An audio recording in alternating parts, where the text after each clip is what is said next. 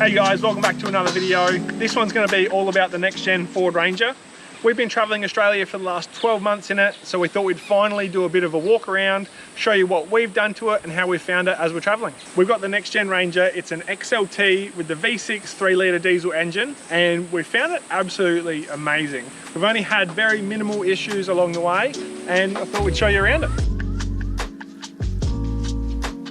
I'll quickly go through some of the accessories and we'll start at the front. We've got ourselves an Ironman Raid Bullbar. This is fantastic because we didn't want a hoop design. So being hoopless, you can still see all of the C-clamp lights, and we didn't want to take away from that. First thing we put on was weather shields and bonnet protector, just to stop all those pesky stone chips from hitting on the front of the bonnet.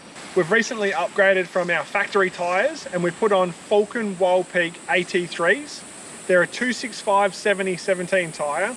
When we did this, we also went up a size in the tyre, and it's been good because it's actually corrected the speedo on the car.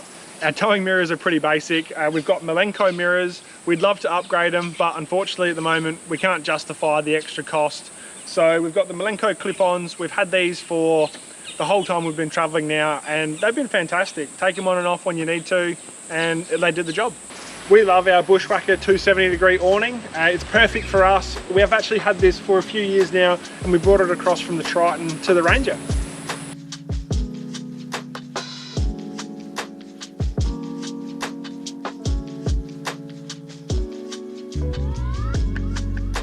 An overlooked accessory on the car that you actually can't really see is our Bushwrapz. So Bushwrapz is a paint protection film that's actually one of the greatest things we put on the car. It helps with pinstriping, it's self-healing, and it's actually a do-it-yourself product. So you can actually put it on yourself. They give you a full instructional guide, and we were surprised how easy it was. We actually showed this in one of our videos previously, which we'll put a card up here and we'll also put in the description below. We've only added one accessory under the bonnet, and that is our Direction Plus fuel filter. So it's a secondary fuel filter. It goes in line and before the factory fuel filter. Because we've had issues with water in the fuel before, just last year we were coming back from Kununurra in the wet season, and we actually did pick up a heap of water in the fuel, and we were stranded north of Alice Springs. So we thought this is a very crucial thing that we're going to put in before we come up for a wet season.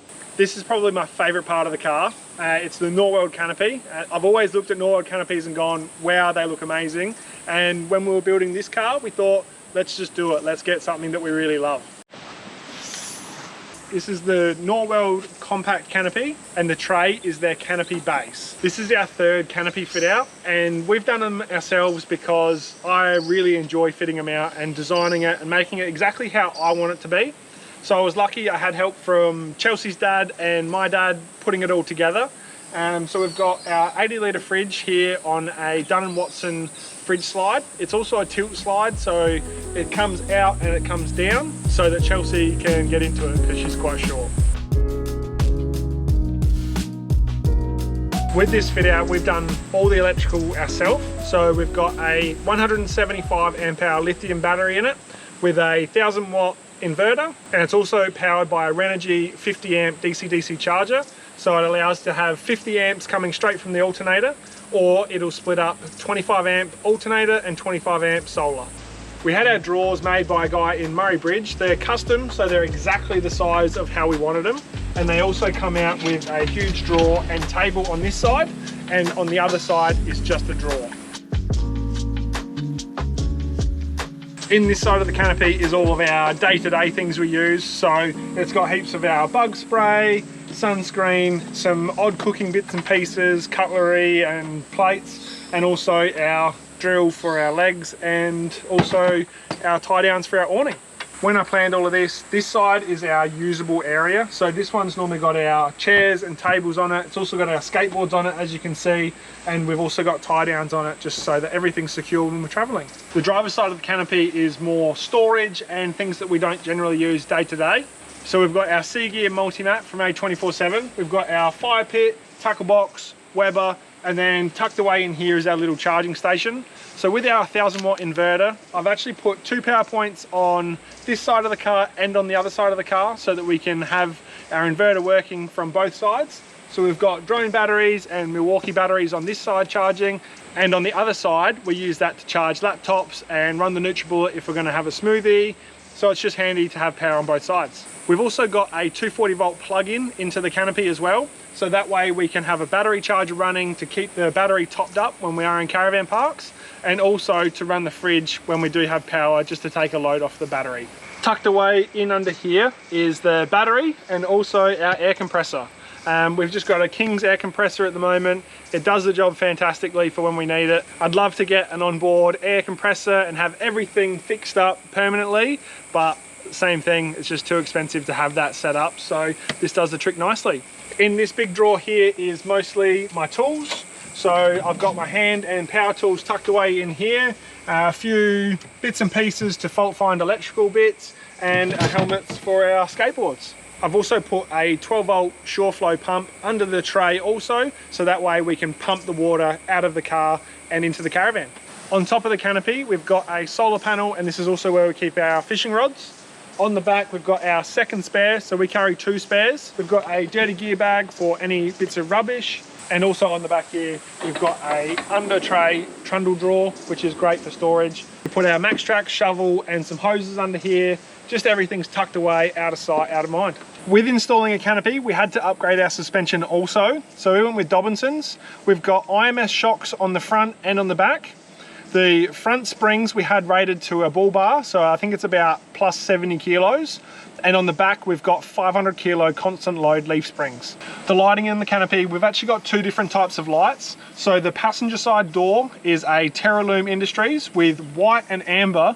And the cool thing about this one is it's actually dimmable, so that you can dim it down for late at night and try and keep the bugs away. And the other lights are Dunn and Watson, and they're just white and red. That wraps up about most of the accessories. I'm sure I've missed a couple, but they are in all of our videos. We'll just drop in some footage of us coming up the Gillies range, and this is a bit of a test for the transmission, because everyone notoriously thinks that Fords have terrible transmissions and they always overheat. Well, we haven't really seen that ourselves. So this is a little bit of a real world review right now. We're heading up the Gillies range, and this is probably the first big hill climb that we've actually done with the Ranger. So it's going to be pretty interesting towing the Caravan. We average normally about 18, 19 litres per 100, so it'll be keen to see what it's at when we get to the top. We've also got a transmission temperature gauge on here. It doesn't give you a physical temperature, but it's never gotten hot, and we'll see what it's like when we get to the top.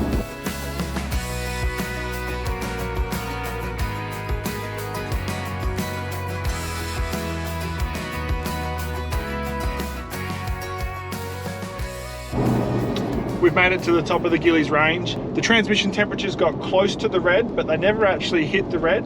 And that was about 20 minutes of slow winding roads, uphill the whole time. And I think it did really well. We are towing 2.5 tonne up the ranges, so that's the weight of the Caravan. And at the top, we're doing about 22.5 litres per 100 kilometres. So we've gone up, what's that, 3.5 litres per 100, but that's also pretty expected as you're going uphill all the way. Generally, we're averaging about 18 to 19 litres per 100 kilometres towing the Caravan, and around town we're sitting around the 13 litres per 100 kilometres. Mind you, that is sitting at nearly top weight with the car. It hasn't all been sunshine and roses, and as lots of people know, they do have a notorious fault for the turbo oil return line. We had that fail at about 1,000 kilometres, and we haven't actually had any issues with it since. But we have found Ford service centres have not been very helpful, and we've had plenty of issues with them. This is just a quick story of one of our issues. The car actually gives you all the information to check that they're doing their job properly. It gives you tyre pressure monitor sensors, it tells you where the tyres are on the car, and it's got a handy thing called Oil Life Monitor.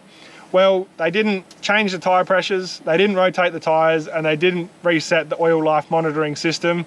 And it's all things that you can actually check when you hop in the car. So a few times we've been lied to by service centres, and that's probably not just a Ford thing, it's probably across the board. People have issues with all sorts of makes of service centres, but that's one of our issues anyway. The burning question we get is, how much have we spent? So we were able to pick up the XLT Ranger for just under $70,000 with the touring pack. The canopy and canopy base came in at about $24,000, and we've spent roughly about $15,000 on other extras and bits and pieces. So Bullbar, suspension, tyres, and fitting out the canopy. All up, it came to about 110K. Well, that about wraps this video up. If you've got any questions or comments, make sure to drop them below, give it a thumbs up, and thanks for watching. Catch you later.